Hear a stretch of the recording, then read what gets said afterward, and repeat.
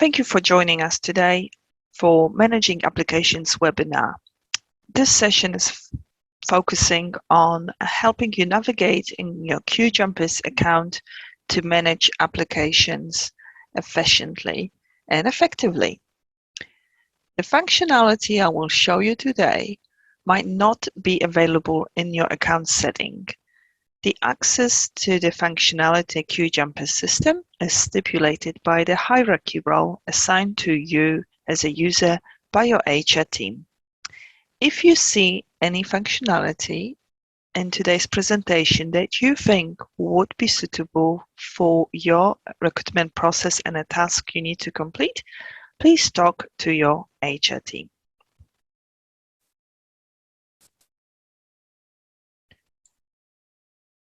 So let's start.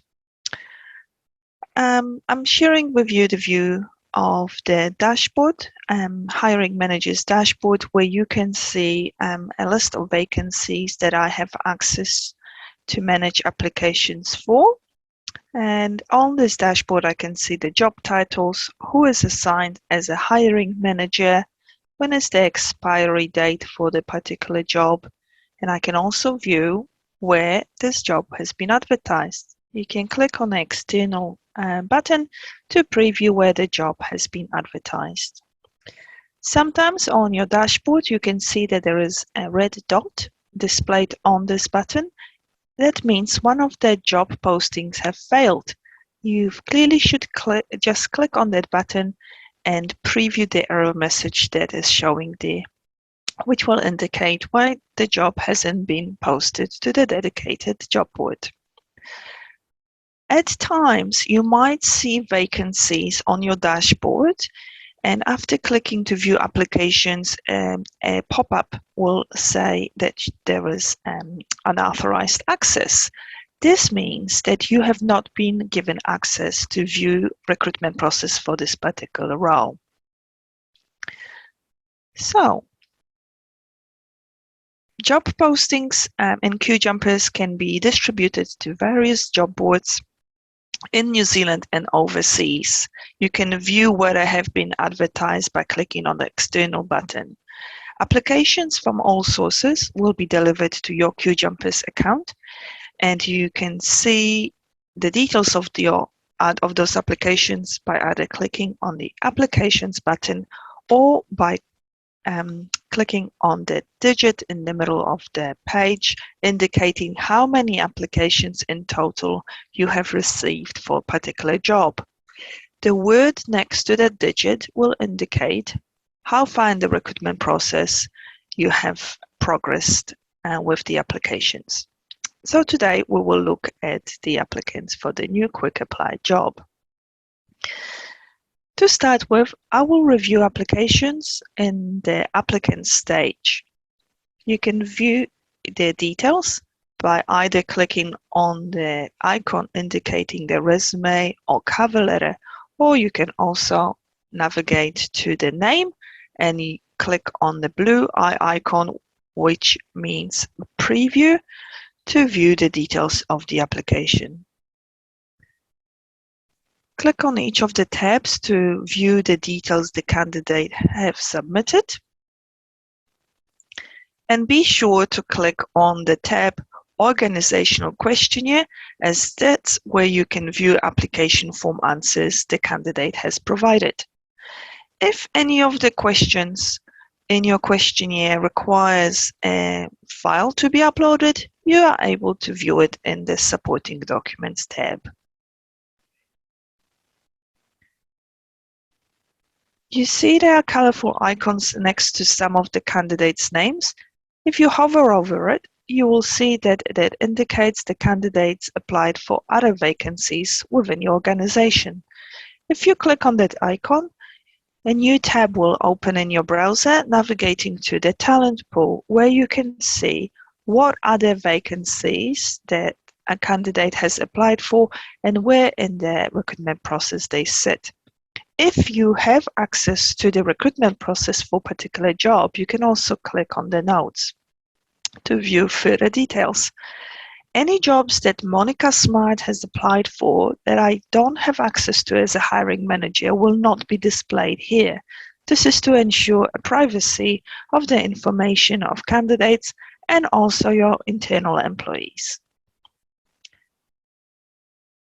To manage applications in a QJumpers system, we move them across the stages of the recruitment process from left to right or to far right if they are not suitable for the role you're recruiting for. You can use at any stage of the recruitment process a flagging system at the end of the rows.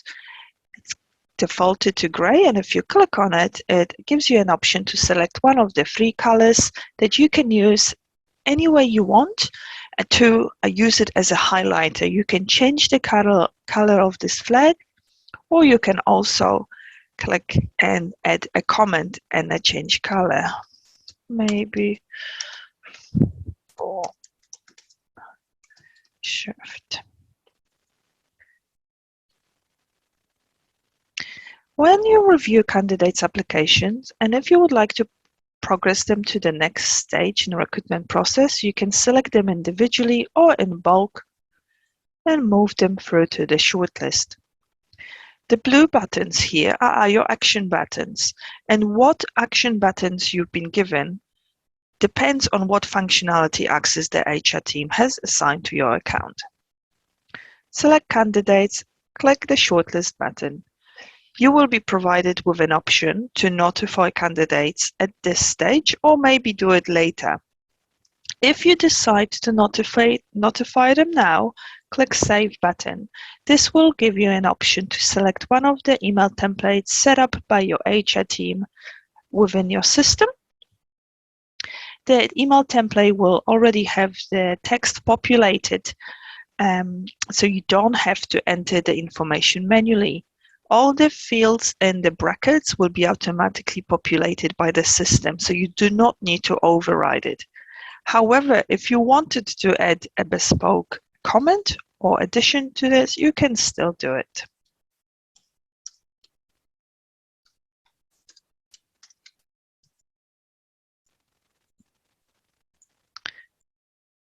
Click Send when you're ready. A candidate will be moved to the shortlist section, and an envelope with a green tick will be showing here. Notes in a system track all the activities related to the candidate's journey within your system, from the moment when they applied, who added a note or used a flag, what emails have been sent out from the system, and also by who. If you decide to create your long list of applicants and move them to the shortlist without notifying them, they will be moved to the shortlist section. The envelope with an orange tick will indicate they haven't been notified, and you can see the same icon here against the candidate record. Depending on the process, you might want to notify that candidate later in the stage. To do so in the shortlist area, click the Notify button to select the template I showed you before and send that email from here. No emails are being sent automatically behind the scenes to the candidate, so be assured that when you manage applications, there's no automations to notify them about how you manage that application. Here, you can still view candidates' details by clicking on the resume details, or don't forget to click on their name if you want to view further information that they provided. If you collaborate within the recruitment process with your colleagues, please ensure you use the notes to add your comments and maybe also other records from the phone interviews for you and your team to be able to share your feedback. If you would like to progress candidate from shortlist to interview, select the candidate, again individually or in bulk, and click the interview button. candidate has been moved to the interview section, and as you have not sent any emails, they have not been notified. When you're ready to schedule your interviews, that can easily be done from the system. To do so, click the plus button. Select the date of the interview, your preferred time, a time zone, and the location of the interview. Click Save. You will receive again a pop-up modal where you can select one of the interview email templates set up by your team, and all the fields as previously with the brackets will be automatically populated by the system. As with all the emails, when you preview them, you can make additional changes. Now, when you send interview invitation email or confirmation, you might want to invite other users to join you on the panel. This email invitation, the interview invitation email, will be sent to the candidate as well as to yourself. And to send it to your other colleagues, click the plus button and enter their email address.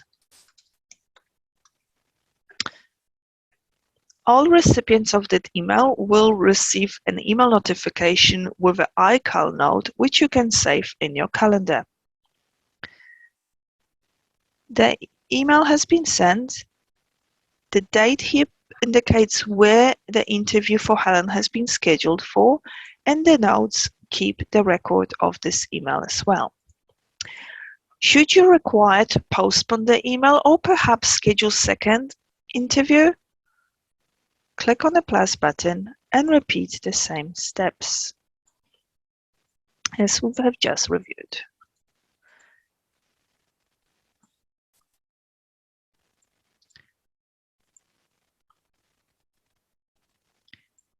You will see that the next interview date has been added, which at a glance will allow you to see whether interviews have been scheduled for candidate, and you can preview the details of it in the notes.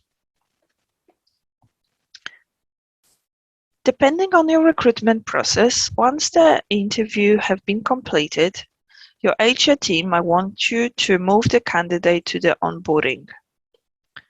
Please know that onboarding stage in the recruitment system indicates a pre-hire stage where internally within your teams, users can confirm the offer details and verbal offer acceptance by a candidate. None of the information that is done here is sent to the candidate, and onboarding section can also be linked to our digital employment documents module. I will move back to our applicant section. At any stage of the recruitment process, you can decline candidate. Click the decline button. You will be asked to provide declination reason. Please note, none of those declination reasons are shared with the candidate, but they belong to the reporting functionality within the system, so the HR team can evaluate your recruitment process and find ways where the improvement needs to be actioned. The same as with the shortlist notification, you can decide to notify candidates that they have been unsuccessful straight away or do it later. If you decide to do it later, please ensure that at the end of the recruitment process, you notify candidates, and you can do it easily in bulk, that they're at the outcome of the application.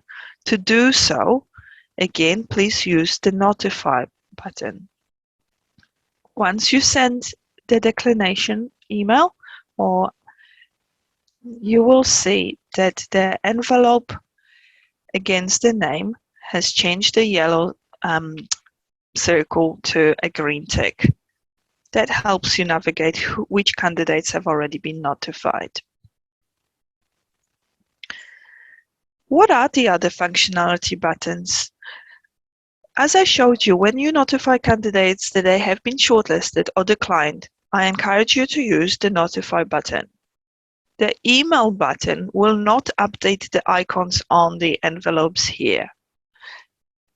The email button has been designed to send a generic communication to the candidate. There's no automation behind it, and perhaps it's best to use when you need to follow up some extra information with the candidate, or just have a generic communication with them regarding the recruitment process. The other very useful function here is the send button.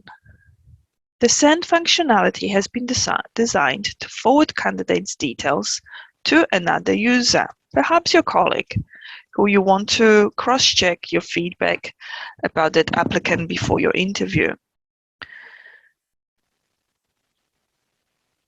You can send it to the colleague, or CC it to other users as well. And the user who receives the email will also, in that email, receive all of the application details of the candidate contained in a zip file. This is also the best way for you to download candidates' application details if you wish to print them. You will receive the email with the zip file. You can open it or send it to your printer and download all the information in one go.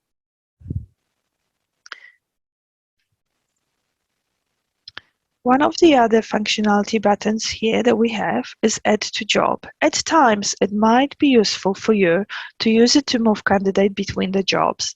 If Monica has contacted you and acknowledged that she applied for the wrong job, not the one that she was intending to, and you are happy to move her to the list of applicants for the other, perhaps part-time versus full-time job, you can save her from applying again, and you can just move her application to the list of applicants for a different job you are recruiting for.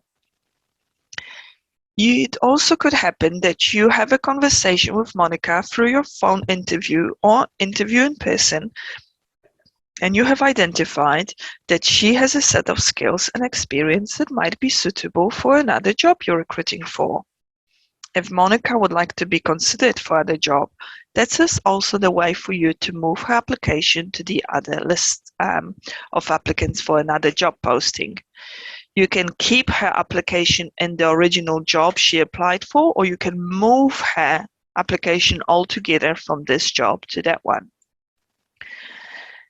Now, please be aware that if you use the Add to Job button, this is the only automated email that will be sent to Monica to let her know that she has been added to the applicants list. So be sure to have her permission that she wants to be considered for another position.